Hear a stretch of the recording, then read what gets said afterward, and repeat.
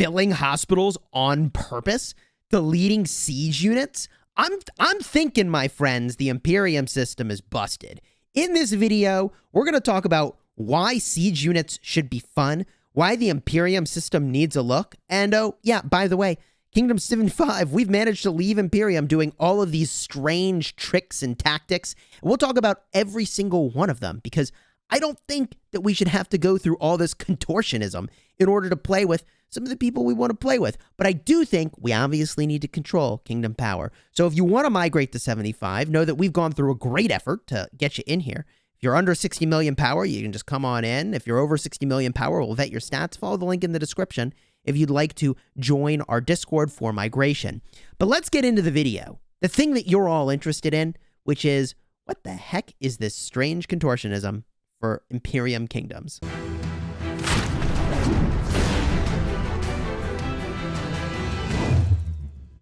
Hello, my friends, and welcome back. I'm Chisgule Gaming, a sponsored content creator for Rise of Kingdoms, and it's no secret that I love this game. I love this game. I make daily videos. You gotta love the game. However, we just went through the strangest exercise on the face of the earth to leave Imperium, and we just gotta talk about it. If you like Rise of Kingdoms guides that'll get value and smash your enemies, hey, consider smashing that subscribe button for daily Rise of Kingdoms videos. Now, Imperium is a status that is inflicted. It's freaking, you don't want it and it's put on you. What's the word? Somebody come up with the word. I'll put it on the screen. It's put onto your kingdom, and it kind of sucks. When you're over the top 32 ranked kingdoms by power, you can no longer migrate in players that are over 35 million power. Why does that matter? Why does that matter? Because obviously every kingdom it's in an arms race against all the other kingdoms in the game to make the strongest kingdom possible. Because you don't know what kingdom you're going to battle against, it's always good to be stronger. There's a chance that'll put you in a harder KVK, but there's a chance that your KVK is made easier by virtue of being a stronger kingdom. It's generally better to be stronger. So everybody wants to be in a stronger kingdom and grow their kingdom and have more people to play with, right? And I get that. So there's a concentration of power in a small number of kingdoms, and the game stops that with this Imperium status that is inflicted on you. And there's another thing about Imperium. In order to keep the really large players happy, in order to make a world in which it makes sense to be a really large player, if you're over 150 million power, they calculate you as 150 million power. Now, let's be real for a moment.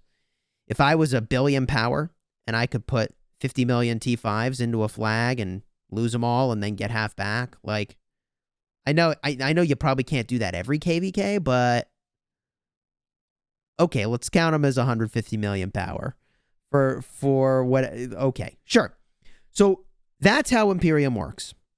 Now, players under 35 million power can still come into the kingdom anytime, which is why it's so magical since we've left Imperium. If you're up to 60 mil, we'll take in. It doesn't impact our Imperium status because it's only looking at the top 300 by power. But now let's talk about what's broken. The jujitsu, the strange gymnastics, the contortionism. I feel like that's the best word I've found that happens. First of all, everybody in the kingdom double fills their hospital if they are in the top 300 by power. So they're spending a ton of resources filling their hospital not once, but twice. Twice. You don't claim your troops in here and then you queue up more troops to heal. And that's how you double fill your hospital. If you're really crazy, you do that in KVK when the capacity of the hospital is doubled. Now, that is a strange thing. That doesn't make a lot of sense. It's not fun. I don't think that your troops temporarily being injured should change your power contribution toward Imperium. So it's the first thing we need to think about. That shouldn't be that way, in my estimation. If they're injured, as long as they're alive and not dead, they count toward your Imperium status. In addition, on the topic of not dead, let's talk about some recently killed off units in our kingdom and every major kingdom, which is that all the big kingdoms go through and they look at their power and they say, okay, well, if we look in at our power here, the individual power of our players, we go through and we cleanse the inactive players in the top 300 by power. Right? If these players aren't getting kills, then they're not contributing to the kingdom's success. So the first thing you do as a kingdom is you remove your dead power. P.S. I feel obligated to remind everybody of Solimar, 400 million power, got himself zeroed, contributed really nothing to KVK, made our matchup really hard, did nothing, took all the best commanders from all the mightiest governors, did nothing, card up in the top. Some folks have a hard time wrapping their head around like players that don't contribute to the kingdom and how weird that is. Like Solimar video. Just go watch that. But the next thing you do is you lean up. And the way that all these top tier kingdoms are leaning up, it's kind of insane. They're all deleting their siege units. Now, wait a minute. Siege units? We're deleting siege units. One of the 4 fighting units in this game we're just deleting because they're no good. Now we found a problem here, right? Siege units need to be fun. And I'm going to make the argument, right? Siege units are countered by literally every troop type besides other siege units, okay? So infantry, archers, cavalry, all counter siege. Shouldn't it be that siege units are good for more than just damaging watchtowers, which is the one thing that they actually counter? Yeah, you can use siege units to gather resources. Yes, they have more load, so if you rally a city, you can carry more resources back from the city hit. Yes, having lots of siege units in your city, I mean, it's a troop that helps defend your city, and more troops defending your city. That's nice, right? But all the top tier kingdoms delete their siege units because siege units aren't good for very much. So I would make the argument that siege units need to be strong. Now, there's a couple ways that you could go and do that. First of all, you could make siege units actually be better for hitting strongholds. And I think that would be super reasonable. I mean, it's a gosh darn tower. That's what siege units are designed for, to destroy towers, right? Am I crazy? There's a stronghold over here, okay? There's a stronghold over here. Shouldn't a siege unit be good at hitting that? It doesn't go anywhere. It's a stationary target. I'm hurling a big rock at it. Shouldn't that do damage? Shouldn't that counter that? But I get that that might sort of break a lot of things in the game. So the very simple solution I am offering, humbly, is that we have a commander that actually like does something with siege units that's really meaningful, right? Like a legitimate, proper, I can launch a siege rally and it doesn't suck. That's what I'm talking about. That's what I'm freaking talking about, people. That's what I want. Siege units should be good. They're not now. Everybody's deleting them. Because the reality is that having more field fighters is better than having more siege units. And if you delete power from siege, you can get in more players. More players means more field fighters. It also means more cavalry, archers, infantry. More of that is better than having any siege. And that's why everybody's deleting siege. And my argument is that that's very strange. Okay, so that's the next anti-pattern that's very strange. But beyond that, there is a mechanic that is being abused. And I think it's worth talking about because it doesn't make any sense. Previously, this was abused. Now it's being abused again, which is that if your kingdom has just finished KVK, what kingdoms were doing is apparently if you left your city in the KVK map after KVK shuts down, if you haven't logged in, your power didn't count in your home kingdom because it technically wasn't there, and you weren't technically in KVK either. You weren't in any map. You were in like strange limbo.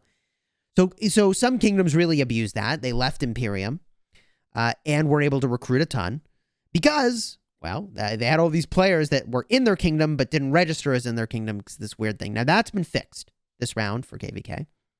But the new glitch, the new hack, the new thing to really go all in on and min-max, and we're gamers, we min-max things, I get it, is to basically tell every player in your top 300 by power to not log in after KVK ends. I know, weird, right? This is so weird. And the reason is that your troops come in the mail back to you after Heroic Anthem KVK. Well, if you don't log in, you don't get those troops back from the Hall of Heroes. If you don't get your troops back from the Hall of Heroes, then guess what? You didn't gain any power from them. So what a whole bunch of kingdoms have done is they said, everybody in the top 300 by power, don't log in. Just don't log in for the next week while we go migrate a bunch of people. And so this mechanic is also very broken because you've got these kingdoms that are now becoming superpowers, astonishingly high tier superpowers. I mean, if I were to give any one piece of advice about the whole Imperium system, the whole thing should be fun. It should be actually very fun to get into Imperium. It should be a very, very fun gain for a kingdom. It should be a strived for thing. It should be very fun. But now look, I'm no game designer, so I don't know the exact way that I would approach this, but let me say this. If you're entering Imperium, it should be fun. There should be upside. It should be strived for. Because, like, hey, we grew our kingdom. How cool is that we grew our kingdom? Right now, it's just punished. You can't migrate people in. Now, I get that there needs to be a constraint so kingdoms can't grow infinitely, but there should be some upside. I don't know what that upside is. Maybe you know. Maybe you have an idea. Leave a comment down below on what the upside should be. But I think that leaving or entering Imperium should not be fleeting, and it should be fun to be there. There should be a thing gained that's like, hey, that's really cool. That's really cool. I don't know what that would be, if it's some buff or something else that makes it so that people want to be in Imperium. But what I know is that people want to have fun playing with the people that they want to have fun playing with, and that preventing that sort of maneuvering of players is problematic. I get that we need to stop kingdoms from becoming too large, and we need to have fair matchmaking, and I get that there's not a perfect way to do that. But in the very least, if nothing else, I would sure like the strangenesses of double hospital filling and the strangenesses of deleting siege to be in our past. Because as Kingdom 75, we're out of Imperium. You're welcome to join us. We've gone through great efforts to be able to bring you to our kingdom. We got a bunch of people that are high power that are coming in. But if you want to come in very, very quickly in that like 35 to 60 million power range, we'll be out of Imperium for a small amount of time. We can bring you into the kingdom. You're welcome to come on in.